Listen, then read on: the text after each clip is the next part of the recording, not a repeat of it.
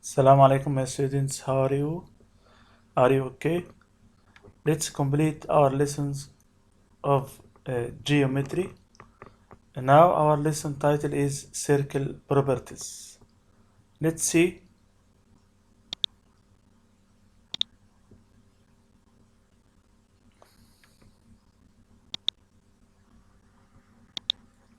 First, we will talk about lines with circle.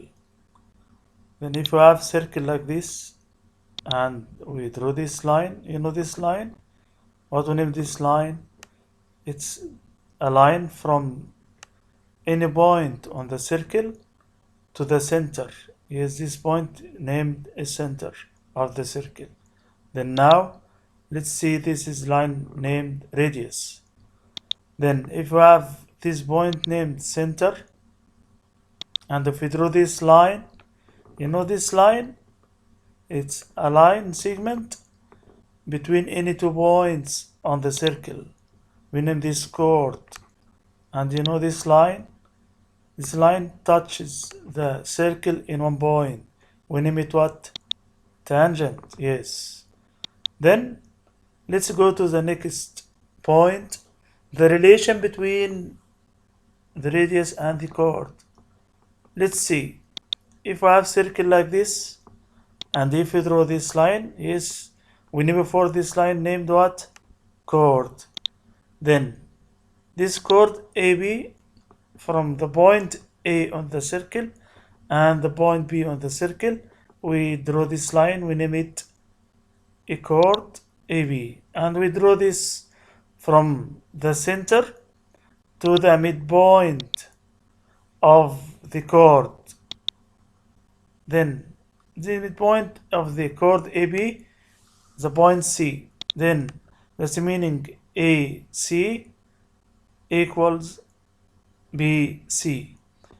Then if we see this, you will see this radius is perpendicular to the chord AB. Then the line segment AB is a chord. C is a midpoint of the chord AB. And the line segment MC is a radius. Then you must know that then MC line segment is perpendicular to the line segment AB, which is a chord.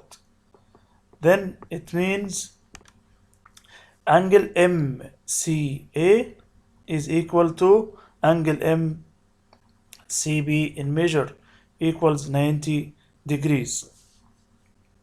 Now let's see this video to continue our lesson. Chords in the center of a circle have a special relationship. But back up, what's a chord? Let's refresh our memory. Well, a chord is a line segment whose endpoints are on the circle. If I found the perpendicular bisector of this chord, so if I took my compass and I swung arcs from both ends of that, and I found the line that bisected this chord into 2 congruent pieces at a 90-degree angle, so let's say I drew that in. So this dotted line is my perpendicular bisector of that chord. And no matter where I draw a chord on this circle, if I find its perpendicular bisector, it will always pass through the center of the circle. So that's the first key thing about a chord and its relationship with the center of a circle. Let's talk about 2 congruent chords. So this is kind of a converse of what we just talked about. Then he said here 2 congruent chords, meaning they are having the same length, they are having the same measure, like this line and this line. They are congruent chords. If I found the perpendicular bisector of these chords, so if I measured the perpendicular distance from the chord to the center, so I'm going to draw a solid line here. So this is the perpendicular distance, because we said the shortest distance between 2 points is along the perpendicular. Then you see these 2 red lines, we call them the 2 lines from the center, okay, perpendicular bisector to the chords. Then you will see they are equal or congruent. these chords are congruent, they will be the same distance away from the center of the circle. So if I were to draw in two other chords, and if I told you that these chords are congruent, then their distance from the center of that circle, measured along a perpendicular, will be congruent. So using these two keys about chords and their relationship with the center will help us solve a lot of problems.